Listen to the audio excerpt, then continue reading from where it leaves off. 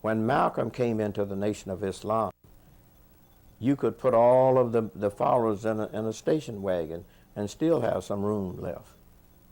But Malcolm came in there and went to work. As you know, the Nation of Islam was never supposed to grow in the manner that it did. But Malcolm taking it from the back alleys and brought it into the universities throughout this country.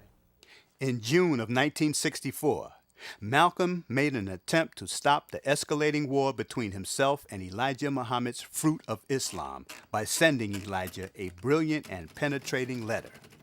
The letter pointed out the Nation of Islam's contradictions and exposed Elijah's practice of inciting Muslims to violence. Mr. Elijah Muhammad, despite the increasing acts of violence against fellow Afro-Americans instigated by the Fruit of Islam recently in Boston, New York, and Philadelphia, you have tried to give the public the impression that you are aloof to what is going on.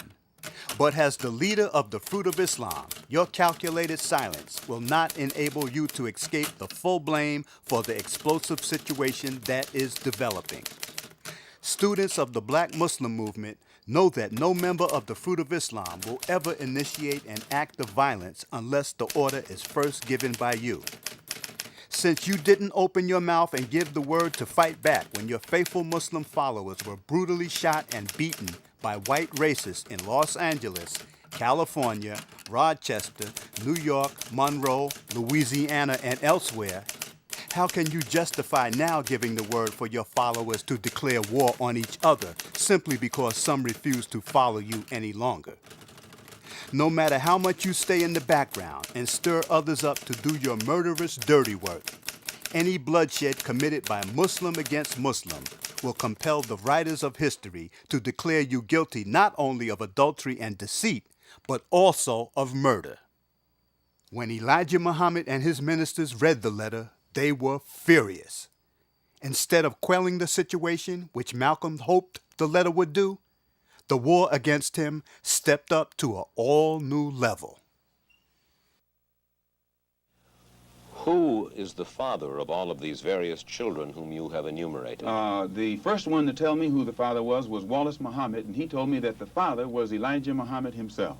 The most tragic thing is that the FBI, the CIA, government, people make a lot, in their efforts to try to exonerate the Nation of Islam, they make a big thing out of Malcolm being denied entry to France approximately 2 weeks before his assassination, and Malcolm himself said something to the effect of, the nation doesn't have that type of power. So a lot of people who want to exonerate the nation from the role that they played in his assassination, they seize upon that. And they seize upon Malcolm's own words, such as, they don't have that type of power, in their effort to try to pin this on the government.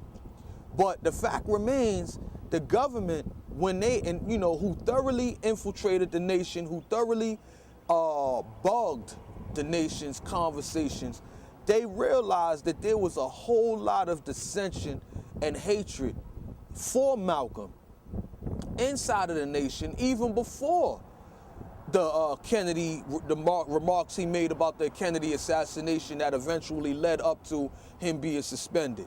There were high-ranking officials in the Nation of Islam. Some of them family members, some of them, just had power that they wanted to, be able to exercise without any opposition, who absolutely hated Malcolm, and what he was striving to, bring to the organization. So the government didn't have to kill Malcolm, just like the government didn't have to kill Dr. King. Just like they didn't have to kill influential members of the Black Panther Party.